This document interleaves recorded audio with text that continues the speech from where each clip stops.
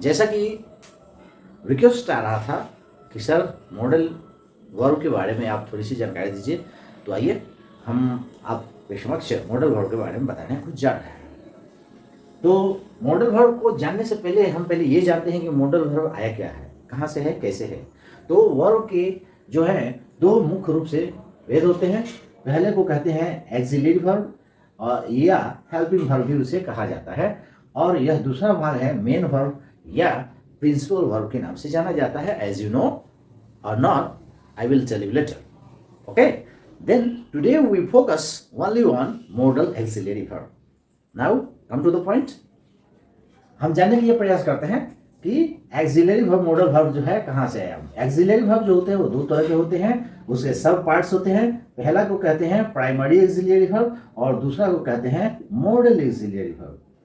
Model axillary verb जो होते हैं वह रियल एक्सिलरी वर्ब होते हैं, क्योंकि एक्सिलरी वर्ब हमेशा हेल्पिंग वर्ब के लिए आता है, हेल्प करने के लिए आता है, सहयोग के लिए आता है। एक्सिलरी वर्ब को हेल्पिंग वर्ब भी कहा जाता है। It means that A main verb has already in a sentence. इसका मतलब ये हुआ कि किसी सेंटेंस में, किसी वाक्य में मेन वर्ब ऑलरेडी आया हुआ है ना, तभी ना उसका हेल्प करने के लिए कोई आएगा। मान लीजिए हम यहाँ पे अकेले खड़े हैं, तो हमको कौन हेल्प कर रहा है? हम किसको हेल्प कर रहे हैं? अरे कोई यहाँ पे है ही नहीं, तो हम हेल्प किसको करेंगे? अकेला आदमी कोई अपने आप का हेल्प करता है क्या?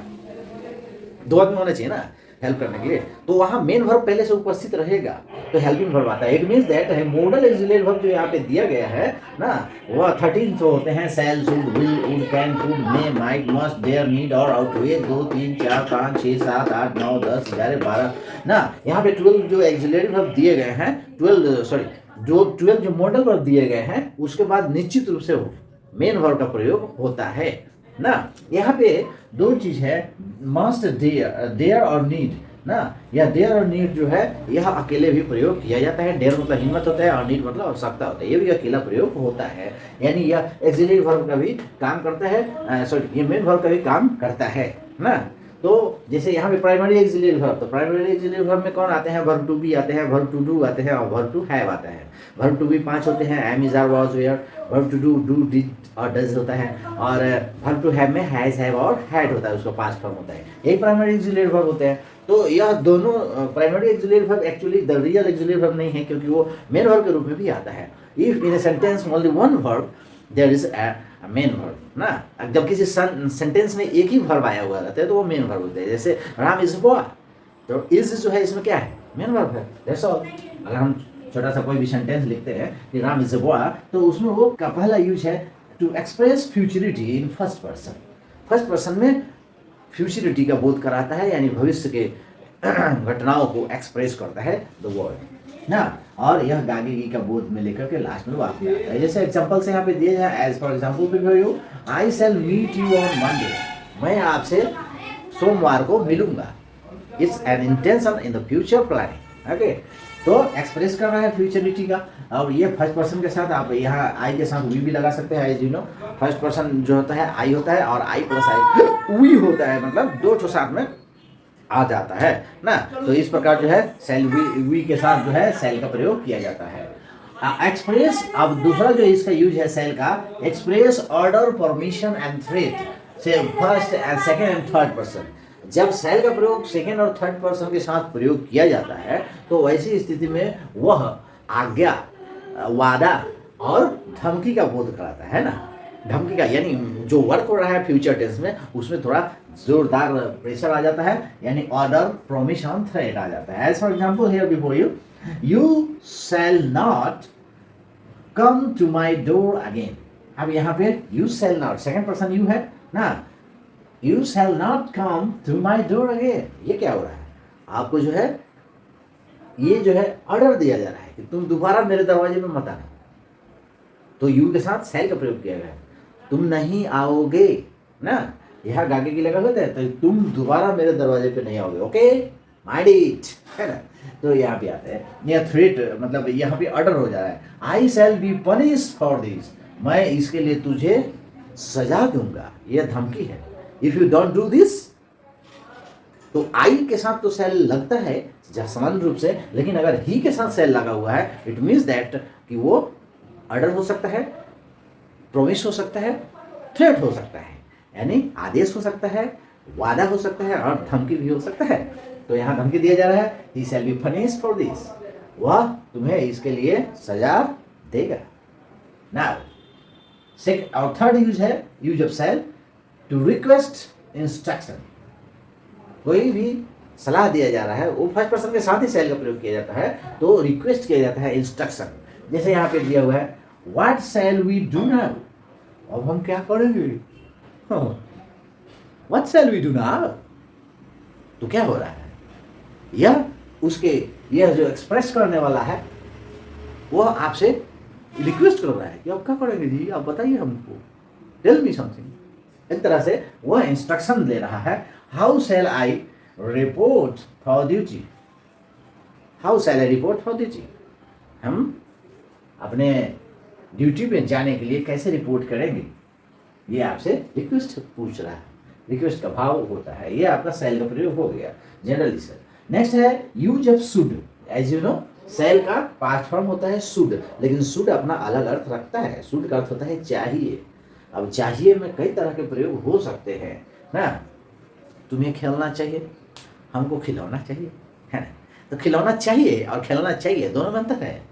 खिलौना चाहिए वांट है, विश है, इच्छा है, चाहत है लेने का, तो आई वॉन्ट वहाँ पे होगा, आई वॉन्ट टॉय ना, मुझे खिलौना चाहिए तो आई वॉन्ट टॉय, तो मुझे एक खिलौना चाहिए, लेकिन तुम्हें खेलना चाहिए, it means that here is an advice before you, आपको यहाँ पे सलाह दिया जा रहा है तुम्हें खेलना चाहिए, तुम्हें ज़्यादा नहीं बोलना चाहिए, तो वहाँ पे शुड का प्रयोग होता है, you should not speak more, okay. उसी तरह as for example here should express duty ना, कर्तव्य का बोध कराने के लिए a student should study daily, एक विद्यार्थी को प्रतिदिन पढ़ना चाहिए, चाहिए, माइंड इट अबाउट दिस ना, अवश्य पढ़ना चाहिए, अवश्य पढ़ना चाहिए। जब होगा तो वहाँ पे शुड की जगह पे मस्ट का प्रयोग करेंगे, ठीक है, इंपॉर्टेंट इंटेंशन आ जाता है, वो आगे आपको बताया जाएगा। नेक्स्ट है past of the shall in indirect speech. Indirect speech में शैल का शुड बनाया जाता है। Here is an example before you, he said I shall not come with you, उसने कहा, यहाँ सेड हो गया, कोमा इन्वर्टेड कोमा, इसकी पहचान है डायरेक्ट स्पीच का नारेशन। अगर आप पढ़े होंगे तो, अगर नहीं पढ़े हैं तो जान लीजिए कि यहाँ कोमा दिया रहता है और डबल इन्वर्टेड कोमा से यह घिरा हुआ रहता है, तो इसको डायरेक्ट स्पीच और इसको इनडायरेक्ट स्पीच कहा जाता है ना। तो ऐसी स्थिति में यह पास्ट टेंस में है तो ये भी पास्ट टेंस में बदल जाता है, ये जब पास्ट टेंस में होगा तभी शैल का यहाँ शुड होगा। अगर यहाँ सेड की जगह पर सेज रहता या से रहता तो ऐसी स्थिति में शैल का शुड नहीं होगा, माइंड इट। तो इसको हम इनडायरेक्ट स्पीच में आईडीएस में कन्वर्ट करते हैं तो क्या हो जाता है, he said coma inverted coma का हटाने के बाद दैट का प्रयोग किया जाता है और first person change into subject तो ही हो गया और यहाँ शैल का क्या हो गया, शुड हो गया पास्ट टेंस में। तो यह नियम है कि पीसी भूतकाल में होता है, प्रिंसिपल क्लाउज या भूतकाल में है अर्थात पास्ट टेंस में है, शैल का प्रयोग हुआ है तो ये भी पास्ट टेंस में हो जाता है। तो पास्ट टेंस में बदलने के लिए शैल का पास्ट फॉर्म क्या होता है, शुड होता है। तो इस प्रकार प्रयोग कर सकते हैं, यार इज सिंपल ना। एंड थर्ड है the possibility supposition in the conditional sentence. Conditional sentence में अगर संभावना हो, कंडीशनल सेंटेंस मतलब क्या होता है, कंडीशन, अगर तुम मेरे पास आओगे तो मैं तुझे लॉलीपॉप दूंगा, है ना, कंडीशन है।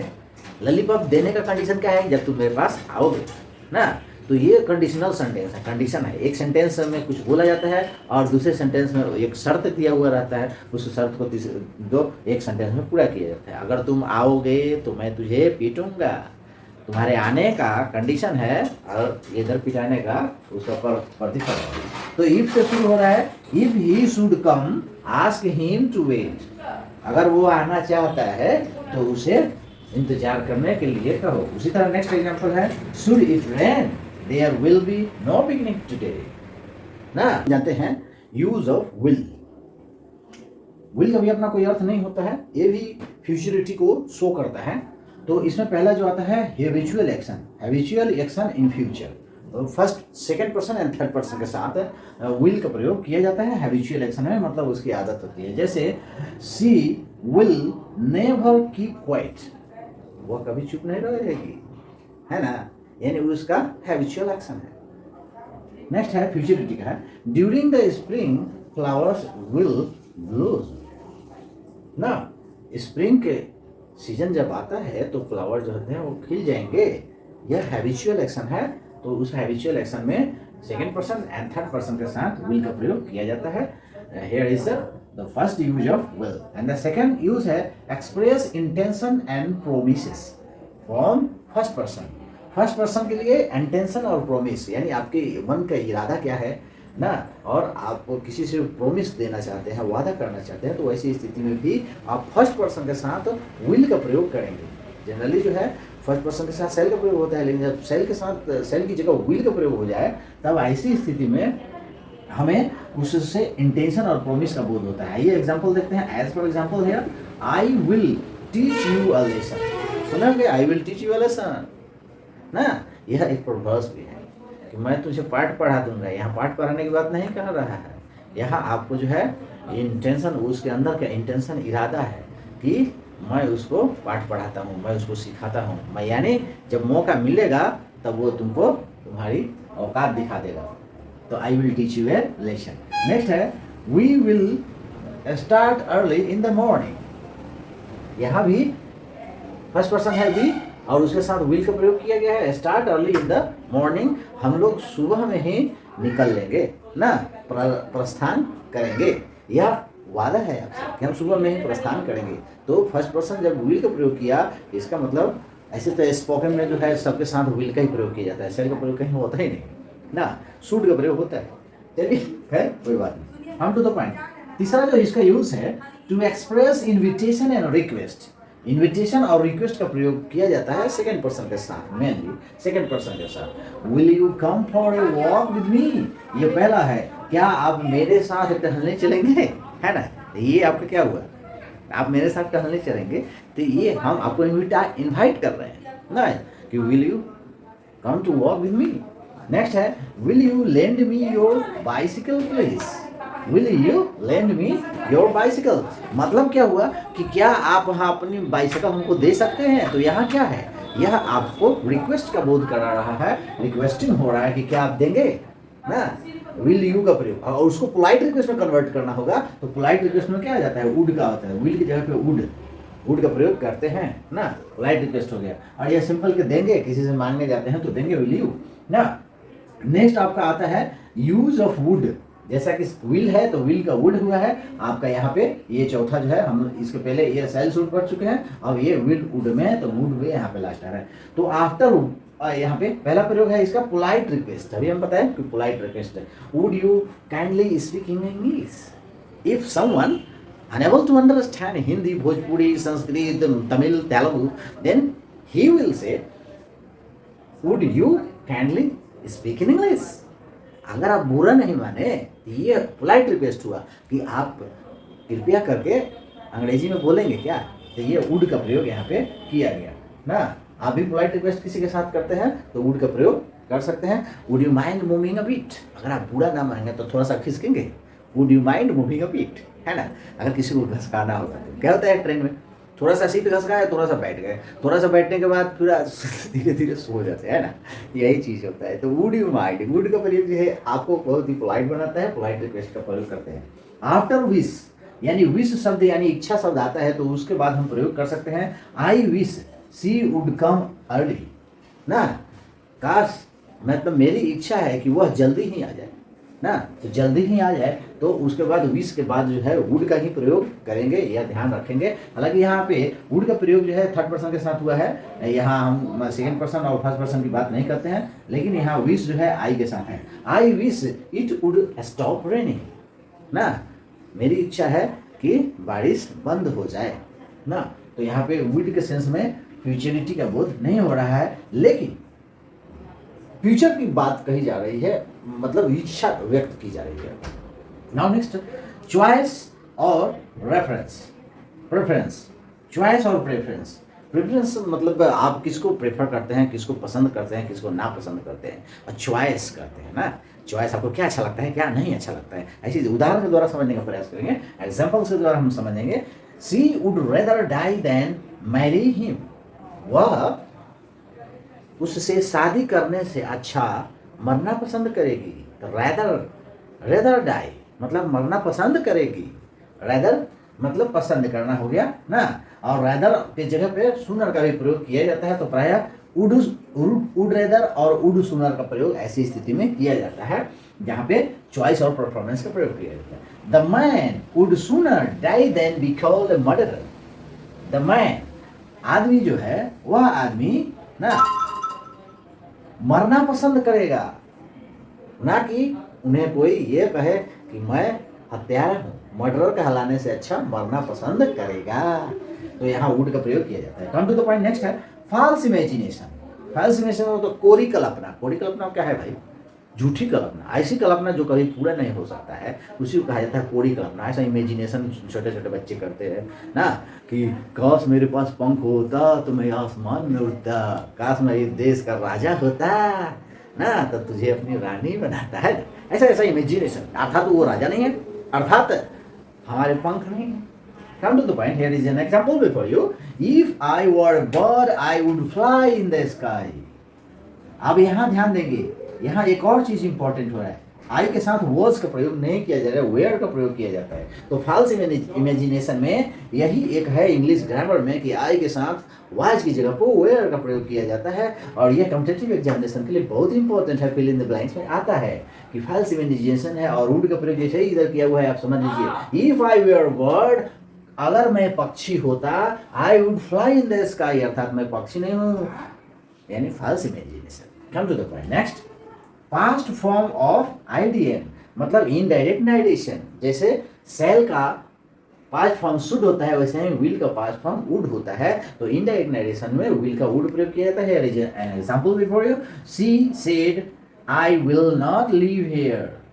तो यहाँ पे पास्ट टेंस में बदला गया है, कॉमा इन्वर्टेड कॉमा के बदले दैट लगता है, तो ये सेल को विल को वुड में कन्वर्ट कर दिया गया है इनडायरेक्ट नाइडेशन में। ठीक है, और इस प्रकार यहाँ हम लोग सेल, शुड, विल, वुड के बारे में जाने और अगले वीडियो में हम लोग अगले जानकारी प्राप्त करेंगे। तब तक के लिए बाय बाय।